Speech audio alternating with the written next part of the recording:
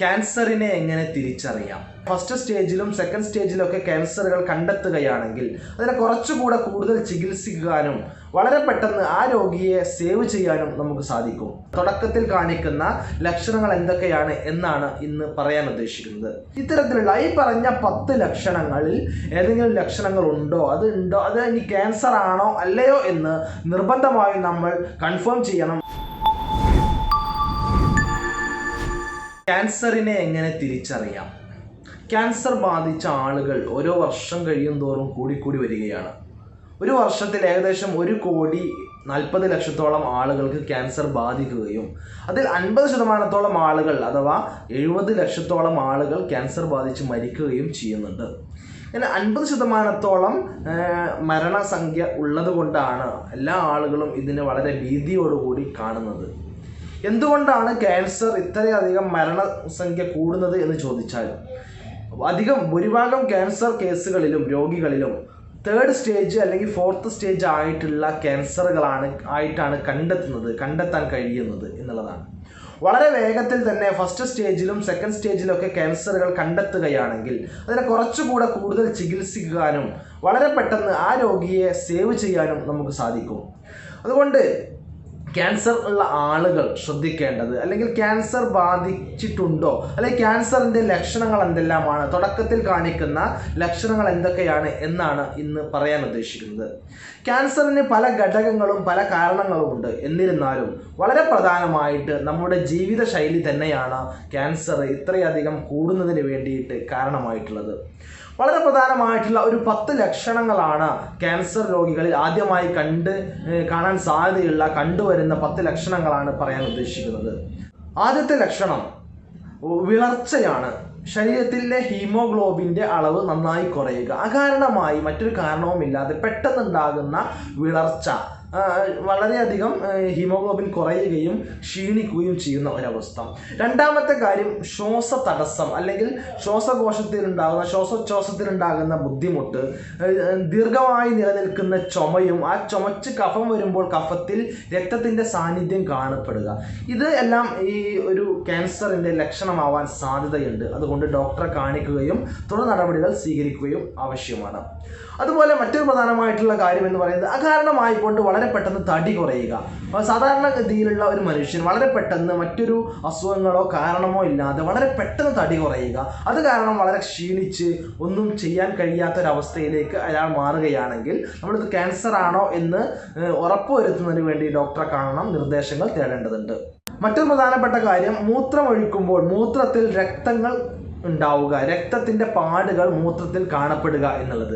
അല്ലെങ്കിൽ മൂത്രമൊഴിക്കുമ്പോൾ കൃത്യമായി മൂത്രമൊഴിക്കാൻ കഴിയാതെ മൂത്ര തടസ്സമോ അല്ലെങ്കിൽ മൂത്രം ഉറ്റി വീഴുന്ന അവസ്ഥയോ ഉണ്ടാകുന്നതും അത് സംബന്ധമായിട്ടുള്ള ക്യാൻസർ ഉണ്ടാവാൻ സാധ്യതയുള്ള ഒരു ലക്ഷണങ്ങളിൽ ഒന്നാണ്. അതുപോലെ തന്നെ സ്തനാർബുദം, ബ്രസ്റ്റ് ക്യാൻസർ എന്ന് പറയുന്നത്, അതിലുണ്ടാകുന്നതാണ് സ്തനങ്ങളിൽ ഉണ്ടാകുന്ന മുഴകൾ.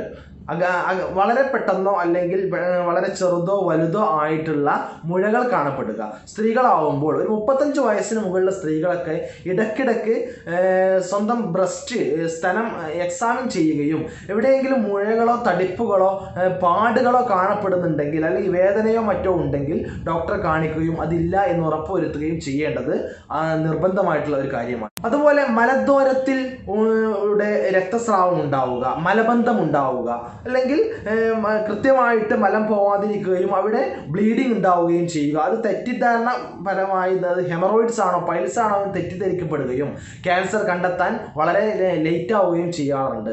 അതുപോലെ തന്നെ മറ്റൊരു പ്രധാനമായിട്ടുള്ള കാര്യമാണ് പ്രോസ്റ്റേറ്റിൽ ഉണ്ടാകുന്ന മുഴകൾ. പ്രോസ്റ്റേറ്റ് ഗ്രന്ഥി, പുരുഷന്മാരുണ്ടാകുന്ന പ്രോസ്റ്റേറ്റ് ഗ്രന്ഥിയിൽ മുഴകൾ ഉണ്ടാവുക, അത് കാരണം മലബന്ധം ഉണ്ടാവാം, അല്ലെങ്കിൽ മൂത്ര തടസ്സം ഉണ്ടാവാം. അത്തരത്തിലുള്ള ക്യാൻസറുകളും ഉണ്ടാവാൻ സാധ്യതയുണ്ട്. മറ്റൊന്നാണ് ആർത്തവ വിരാമമുള്ള സ്ത്രീകൾക്ക്, അഥവാ ആർത്തവം നിലച്ചുപോയ സ്ത്രീകളിൽ വീണ്ടും ആർത്തവം വരിക. അപ്പോൾ അത് വീണ്ടും ആർത്തവം തന്നെയാണ് വരുന്നത് എന്ന് തെറ്റിദ്ധരിക്കാതെ അത്തരം ഉണ്ടാകുന്ന ബ്ലീഡിങ്ങുകൾ കൺഫേം ചെയ്യുന്നതിന് വേണ്ടി ഡോക്ടറെ കാണിക്കുകയും എന്തെങ്കിലും യൂട്രസ് സംബന്ധമായിട്ടുള്ള ക്യാൻസറുകളോ മറ്റു സെർവിക്കൽ ക്യാൻസറുകളോ ഉണ്ടോ ഇല്ലയോ എന്ന് കൺഫേം ചെയ്യുകയും അത്യാവശ്യമാണ്. മറ്റൊന്ന്, ശരീരത്തിൽ തൊലിയിൽ കാണപ്പെടുന്ന മറുകുകൾ അഥവാ കാക്കപ്പുള്ളികൾ എന്നൊക്കെ പറയുന്നത് സാധാരണമായി കൊണ്ട് വലിപ്പം കൂടിക്കൂടി വരിക, സാധാരണ ഉള്ള വലിപ്പത്തിൽ അധികമായി വലിപ്പം കൂടിക്കൂടി വരിക, അതിൽ പ്രത്യേകതമായി എന്തെങ്കിലും കാണുക, അങ്ങനെയൊക്കെയാണെങ്കിൽ ഉടനെ ഡോക്ടറെ കാണുകയും അതിൽ എന്തെങ്കിലും ക്യാൻസർ സാധ്യതയുണ്ടോ എന്ന് കണ്ടെത്തുകയും ചെയ്യുക. ഉണ്ടെങ്കിൽ അതിന് ഉടനെ തന്നെ ചികിത്സിക്കുക.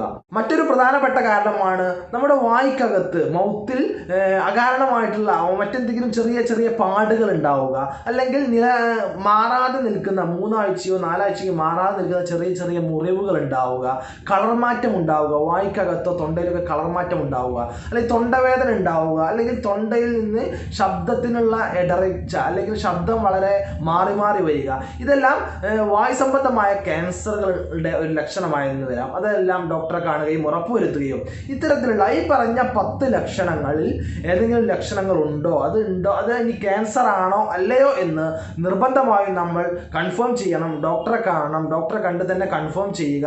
എന്നിട്ട് ഇത് ആവശ്യമാണെങ്കിൽ അതിന് കൃത്യമായിട്ടുള്ള ചികിത്സയും എടുക്കുകയാണെങ്കിൽ ക്യാൻസർ അതിൻ്റെ 3rd സ്റ്റേജിലേക്കും 4th സ്റ്റേജിലേക്കും പോകാതെ നമുക്ക് അതിൻ്റെ 1st സ്റ്റേജിലോ 2nd സ്റ്റേജിലോ തന്നെ അതിനെ പിടിച്ചു നിർത്താനും കൃത്യമായിട്ട് ചികിത്സിച്ച് പൂർണ്ണമായിട്ട് ഭേദമാക്കാനും കഴിയും. അതിനുള്ള ചികിത്സാ രീതികൾ ഇന്ന് ഒരുപാട് നമ്മുടെ നാട്ടിൽ ലഭ്യമാണ്. റീജിയണൽ ക്യാൻസർ സെൻറ്റർ തിരുവനന്തപുരത്തുണ്ട്, അതുപോലെ ഹോമിയോപ്പതി ക്യാൻസർ സെൻറ്റർ മലപ്പുറം ജില്ലയിൽ വണ്ടൂർ ഉണ്ട്. അതുപോലെ തന്നെ പലതരത്തിലുള്ള ക്യാൻസർ സംബന്ധമായ ചികിത്സകൾ ഇന്ന് ലോകത്ത് ലഭ്യമാണ്. ഈ വീഡിയോ ഉപകാരപ്രദമായി എന്ന് തോന്നുകയാണെങ്കിൽ ഇത് നിങ്ങളുടെ ബന്ധുക്കൾക്കും കൂട്ടുകാർക്കും മറ്റു എല്ലാ ആളുകൾക്കും ഷെയർ ചെയ്യുക. മറ്റൊരു വീഡിയോയുമായി നമുക്ക് വീണ്ടും കണ്ടുമുട്ടാം. നന്ദി, നമസ്കാരം.